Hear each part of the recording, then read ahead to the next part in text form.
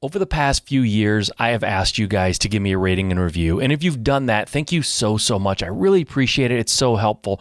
But if you haven't, I get it. I kind of get it. Like, I'm asking you to go and click on this thing, and then, like, how do I do it? And then I have to come up with some kind of a review, and I don't know what to say, and I'll do it later, right? I get it. I've kind of been there before. I know exactly how you feel. And so I'm not asking you to do that now, okay?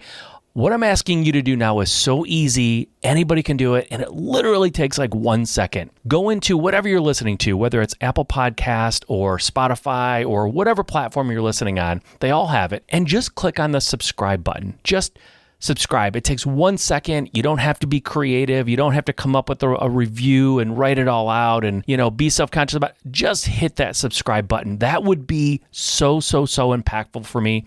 And if you're enjoying this and getting a lot out of it, that would mean the world to me. It really would. And it's so easy. Anyone can do it. Like, let's literally stop listening right now. Stop listening. Go and do it. That's how much it means to me. Nobody ever asks you to leave their show and stop listening for anything. But I'm asking you to stop listening right now. Go and just quickly subscribe. Come right back and take a listen. That would mean the world to me. I would really appreciate it. You guys are awesome. And I really appreciate it. Thanks. There's no way an online experience creates a deeper, more meaningful, impactful relationship than in person. There's just no way. In person is the way to go. You're 100% right. I don't know if this is your first meetup or if you've been doing this a while, but if you're not getting the engagement you want or you're not getting the attendance, I say just be patient. Stick with it. Maybe be a little bit more aggressive about your marketing or how you're getting in front of people to let them know that you're having this event. I would work harder on getting people to a live event than I would be willing to switch it to a virtual event. You're listening to the Just Start Real Estate Podcast. If you're serious about your real estate investing business and need real answers, you are in the right place. And now, your host, Mike Simmons. All right, thank you for joining me on the show today. I appreciate it very much. This is another one of my live Q&A replays. On this particular one, I was not live. I was out of town, actually, so I had to pre-record it. And but we had some great questions from the week before, actually. The week before, if you guys remember, if you were listening to that last live that we played last Thursday, it was super long. It was like an hour. We normally go half an hour. It's because we just had a lot of live engagement, a lot of great questions, and we kept going and going. And I didn't get to some of the questions that I was planning on getting to in that live. And so I did those questions this week. And so you can hear those questions. We talked about a lot of things. We talked about hosting a meetup in a city, and you're not getting great engagement. Should I go virtual? Should I stay live? Like, what do I do with these if I want to have a meetup in my town? I answered that one. We talked about a house with a pool. Does it make a good rental or not? Should you have a pool at your rental? If you have a rental or you're going to buy a rental, in this case, inherit one that has a pool, what do you do? What are the obligations here? What could happen? What could go wrong? What does it cost? Like, what are the thought processes behind that pool situation at a rental? And then raising rents was another question. Buying a house with tenants, in this case a duplex, fully tenanted, everyone's month to month, they're paying less than market rent. What are your legal and ethical obligations there as the new landlord? What do you do with that property? Do you raise the rents? Can you raise the rents? What does that look like? And I answered that question. So this is a fun one for you guys. I hope you get a lot out of it. And I give you my latest live Q&A. Okay, welcome to another live Q&A. Guys, this isn't live today. I'm actually pre-recording this. I am out of town tonight on business. I'm traveling. Actually, as this is airing, I'm actually traveling back. So I'm on a plane right now as you're listening to this. If you're here live, I really appreciate it. Thanks for coming here live. Last week, we had such a great live interaction with the folks that were here. And if you're here again for more of that, I am so grateful to you.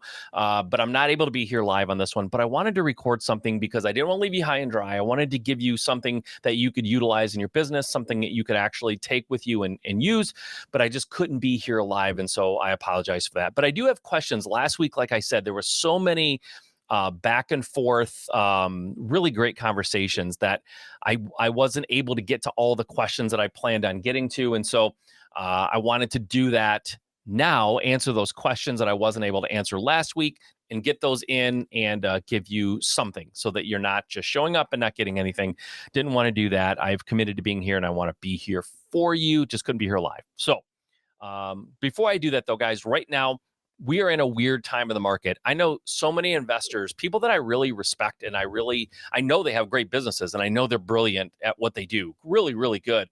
And they're struggling because we're in a weird market and there's a lot that is happening right now. And it's very hard to get through a market like this where we kind of have this friend of mine, Andy McFarland, calls it the gap, okay, where you're going from one market condition to another different market condition.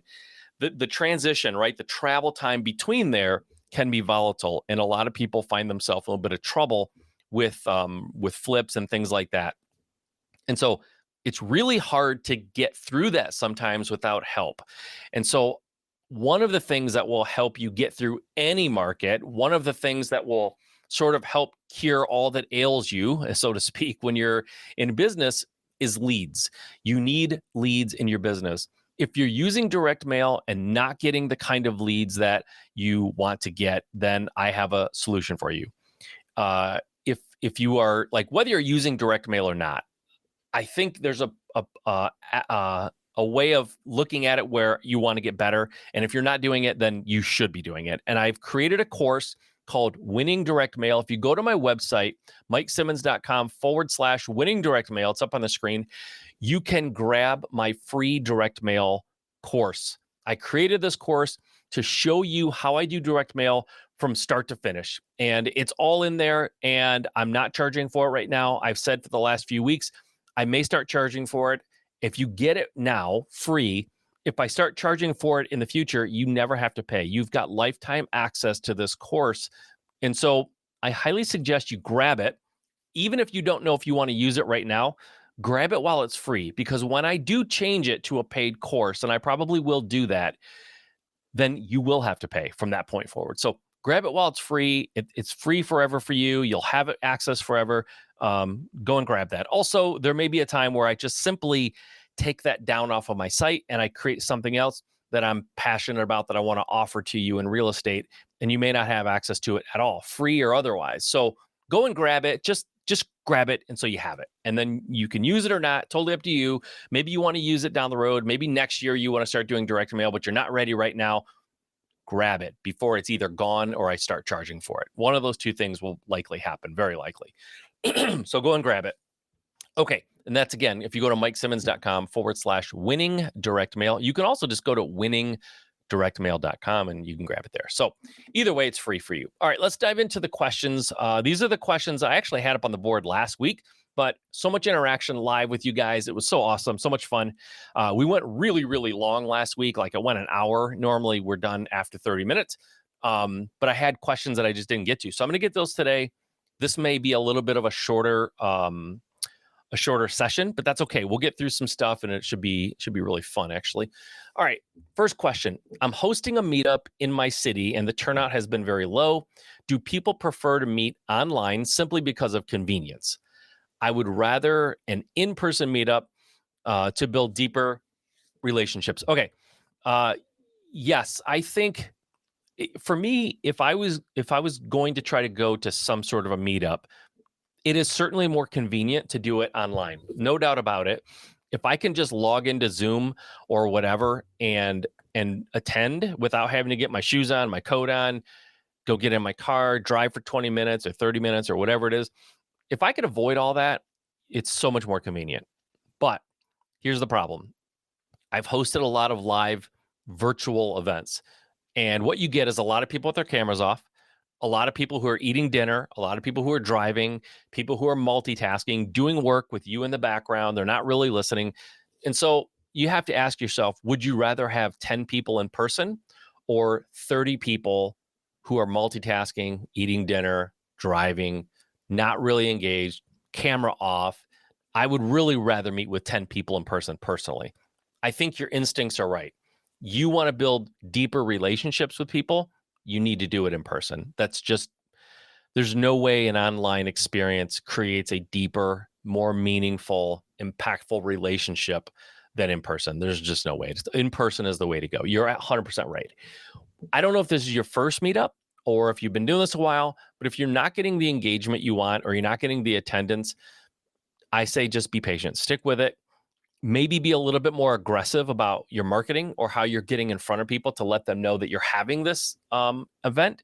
I don't know what you're doing for that, but I would work harder on getting people to a live event than I would be willing to switch it to a virtual event. I just have seen it too many times with virtual events. People do not engage. The camera's off, like I said, they're multitasking. Like I sometimes turn like YouTube on in the background when I'm working. And I can tell you, I can't work and truly listen to and absorb what's happening on YouTube. And most people really can't multitask. I don't think anybody can really multitask truly like that. Like they think they can, but they're not really 100% engaged in either activity. So I don't think the online way is the way to go. I think your instincts are 100% right. You want to create that deeper engagement than going on in person. I'm sorry, going in person is the way to go. You just might have to give it more time, get in front of more people, maybe spend a little bit more energy marketing it so that people know about it. But I would give it more time and stay in person. I think your instincts are 100% right there. Let's go to the next question. I inherited a house with a pool and would like to hold it for a rental, but the pool maintenance may be cost prohibitive. Maybe sell it and find an easier to maintain property. That's the question. They're asking me if they should sell it and find an easier to maintain property. Um, yeah, I had a pool at my house, my personal residence, for about 13 years until I moved. And while I liked having a pool a lot of times, there was also a lot of times I did not like having a pool. And the maintenance is one thing. The maintenance is the cost, in my experience, the cost wasn't so enormous. It was way more an investment of time and energy to keep the pool properly maintained. That being said, pool mechanicals, heaters and chlorinators and whatever, they break down and they have to be replaced from time to time. So that is a cost for sure. There is some cost to maintaining a pool. Don't get me wrong. I'm not saying there isn't a cost. I just found the time commitment was more of a problem than even the cost. But I think when it comes to a rental, even beyond that, there's a liability issue. You rent to somebody and there's an accident and somebody drowns. Somebody's not watching their kid. Somebody, maybe your renters are having a little party with alcohol and, somebody drowns or something terrible. Like that's what I would worry about as a landlord with a house with a pool. I'm sure there are plenty of rental properties out there in the world with pools. I don't know that I would choose to do that because if the maintenance doesn't grind you into dust, having to make sure that the chemicals are balanced and the pool mechanicals are being maintained and, nobody's putting weird stuff in the filter and, all the things that you have to do when you have a pool. If that doesn't get to you, then just the day-to-day worrying about the liability of somebody drowning or something terrible happening in the pool, like I wouldn't want that. And I don't necessarily love running and hiding from things, but in this case, I would probably sell the house and buy one that doesn't have a pool. Now, the other alternative is there are companies out there that will fill in a pool. They will bring in dirt. I mean, you have to pay for it. Obviously, it's a cost, but you can pay someone to bring in dirt and fill in the pool and just make it a lawn. Like you just eliminate the pool altogether. That's an option too. I don't think it's incredibly expensive to do that. I don't know what the cost is, but it's essentially just the cost of the dirt, right? Just getting it unloaded. You could do that. If it's a perfectly fine pool, it seems like a shame. You could probably sell the house and make a little more because it has a pool. You'll alienate some people. When I sold my house, there were people who loved my house, but they said they just weren't willing to deal with a pool. And so they passed because they didn't want the pool. So you will alienate a chunk of people when you sell a house with a pool, but the person who bought it was really excited that there was a pool. And that was a big draw for them. So you'll kind of like alienate a portion of the market. A portion of the market will be neutral and a portion of the market will pay you more because you have a pool. So, and it only takes one person to buy the house, right? So I think selling it, leaving the pool alone, making sure it's working properly, selling it and finding a property to rent that doesn't have a pool is probably the smart way to go, and that's the advice I would give you. I'm sure other people would disagree. You can charge more rent when it has a pool, probably. I would imagine that a house with a pool would get a higher rent. I wouldn't, again, I would take the maintenance off the table for a minute and say, hey, that is a pain in the butt. But, if you charge enough rent, you could pay for someone to come out once a week and just sort of like get the chemicals right and skim it and whatever they have to do. Like, I don't know, whatever you want to pay someone to do. But to me, the ticking time bomb liability of someone drowning in that pool would make it not worth it for me. I wouldn't want to take that risk personally. I don't think it's worth it. So I'd sell it and get a different house. That's just my 2 cents. People may disagree. That's totally fine. All right, next question. I am buying my first tenant-occupied duplex, and both units are renting month to month under current market value. So buying a duplex, it has renters already. Both sides are rented, but they're paying less than market value. What are my legal and ethical obligations for taking these tenants on and getting the rents current? Okay, it's a great question. I've dealt with this before. Legally, if they're month to month, that means they don't have a lease their lease was up, right? They probably had a year lease at some point and their lease expired. And so leases just go month to month once they expire. Once the first of the month starts, the lease is good through the end of the month, and then it automatically renews at the end of the month when you go into the next month, which means you buy that property, you are legally 100% okay to tell the tenants, at the end of this month, I'm going to have you sign a lease, a long-term lease, and the rents are going to go up to current market value. So maybe they're paying $500 now. Current market value is $1,000. You tell them, Mr. and Mrs. Renter, I just bought this house. You're month to month. Your lease ends at the end of the month. We're going to sign a longer-term lease, like a year lease, but I'm raising your rents to $1,000 because that's fair market value, right? And so there's nothing legally wrong with that. That's 100% within your rights to do. Now, then it goes to ethical. What are your ethical obligations? I think that you would get different answers from different people. I am of the opinion that you are under no ethical obligation to continue to charge under market rent or market, the value of that property on the open market, the rent. You are under no legal or ethical obligations to leave their rent lower than it should be. I think if you have a business, I think you have a ethical and moral obligation to yourself, to your business, to your family, to anybody else who's involved with this, coworkers, whatever, people that you employ. You have an ethical obligation to charge whatever that house should be charging according to the current market conditions. That's my 2 cents. It's not immoral or unethical to raise the rent of a tenant unless you gave them your word or you put something in writing that you said you will not raise it at some point, right? So let's just say, for example, you buy the house, they're paying $500 in rent per month. Current market value for that house for rent is $1,000. And you say, Mr. and Mrs. Renter, you are paying $500 a month. $1,000 is fair market value rent for this house. However, I'm going to let you stay here paying $500, your current rent. I'm going to let you stay here paying that lower amount for the next 12 months. And then 2 months later, you come back and say, yeah, I'm going to raise your rent to $1,000, right? That is unethical. It's immoral. It's unethical. Whether you wrote it down and signed an agreement, which would make it legally wrong, obviously. But even if you just gave them your word and said, I'm gonna leave your low rent low at $500. I'm gonna leave it there for 12 months, and you come back in 2 months and say you're gonna raise it, that's unethical. You're a bad person, right? You went back on your word.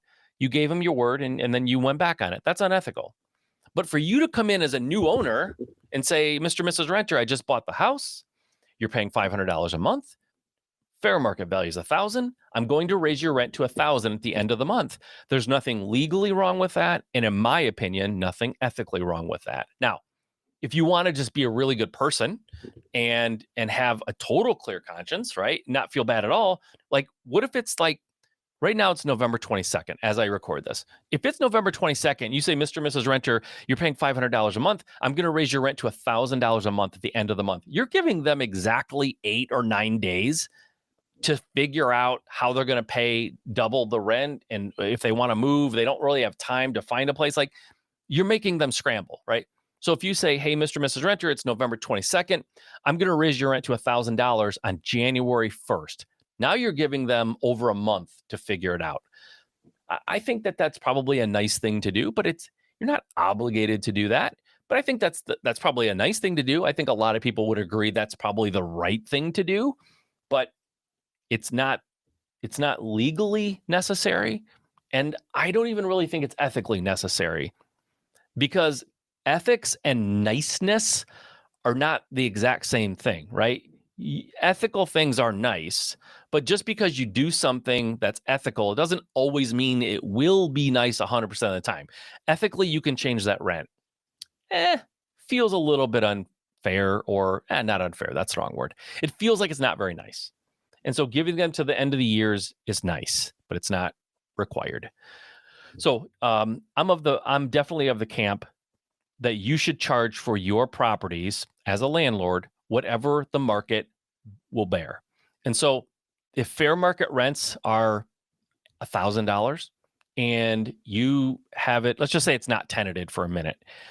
You have a house, it's empty, you want to rent it, fair market rent's $1,000, and you put it out to the market for $4,000, right? That's significantly over market value. If someone comes along and says, I'm happy to pay $4,000 for this house, there's nothing immoral or unethical about that. It's somebody's willing to pay it. That's what that market will bear. That's what you should charge. However, if you put it out there for $4,000 and no one is willing to pay that, you have to lower it or not rent it, right? The market has the right, people have the right to tell you, that's too much, I'm not willing to pay it.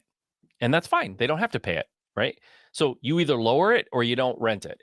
Let's say you lower it to $2,000. Fair market value is $1,000. You initially put it out there for $4,000. Everyone told you you're nuts.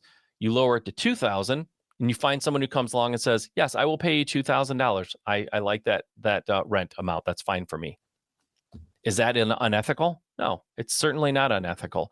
You are obligated morally and ethically, I believe, to maximize the revenue on your investments, right?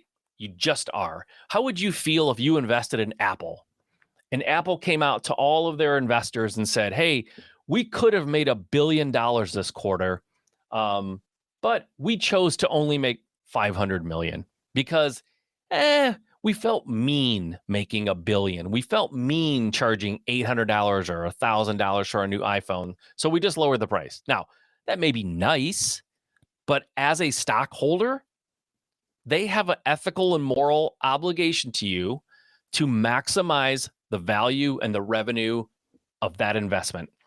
Your little rental property is no different in my mind. You need to maximize that. If the fair market rents are $1,000 and you're able to find someone who's happy to pay $2,000 and they pay that, then good on you. You're maximizing that investment. I don't have a problem with that at all.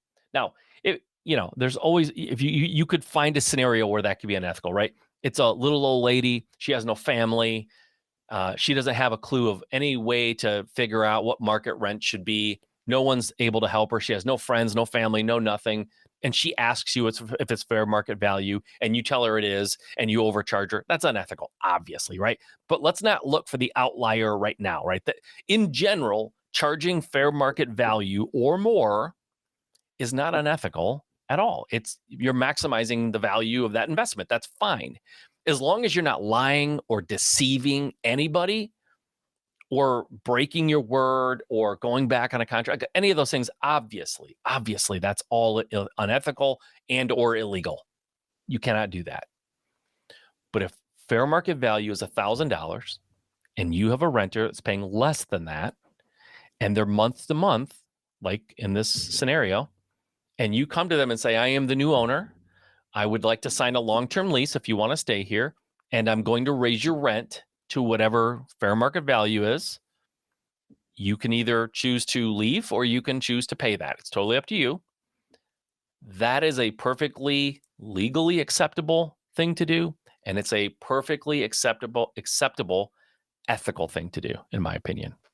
And I think in most people's opinion, I don't think I'm outside of the norm on this. I think most people would say, of course, you can raise your rents to fair market value. That's what happens when people buy multifamily. That is a big chunk of how multifamily works, right? You find an apartment building, there's 100 units, everyone's paying $500, $650 is the market rent, like that's the fair market rent. The person buys the apartment complex, comes in, raises everybody's rent. Nobody bats an eye at that, right? It's just how business is done in the multifamily. It's done all the time. No one questions it. Why would you question it on a house, on a single family? Same thing. You're coming in and charging. Now, I went from 500 to 1,000 in my example. Probably it's not that dramatic, right? Whatever the rent is, it's probably a lot closer than that. So raising it is not necessarily doubling it, probably in this case. It's just raising it to fair market value. So please do raise it to fair market value because you bought that as an investment. Treat it as an investment. But again, that doesn't preclude you from being a kind, reasonable, compassionate human being. And maybe that means you don't raise it at the end of the month, you raise it a month and a half later, right? You give them 30, 60 days to figure it out and figure out if they want to stay with the increased rent or move or whatever they want to do. Like, there's nothing wrong with that, obviously. Like, by all means, please be a good person, but don't feel like you are unethical or doing anything illegal by raising the rents to fair market value, as long as it's a month-to-month lease situation. If they're in a long-term lease, you have to ride that out. You have to honor the lease when you buy the property. That's legal, right? But if they're month-to-month, you can do what you want there, and it's not unethical. Don't let yourself go down that road. Okay, guys, that's it for this week. Again, go grab my course, guys, winningdirectmail.com. You can go straight to there if you want to. Go grab it before I charge for it or just take it down. And that's going to happen. One of those two things are going to happen sooner than later. So go and grab it. That way you'll have it for life. Guys, I appreciate you being here. I'm sorry that I wasn't live. I will be back live with you next week. Until then, I hope everyone has a good Thanksgiving. Be safe driving, and I'll talk to you in a week. All right, I hope you enjoyed that. Remember, I do these Q&As live on Facebook on Wednesdays at 7 p.m. Eastern, 4 p.m. Pacific. I hope you enjoyed this. Tune in next week for another installment of live Q&As answering your questions. Okay, until next time.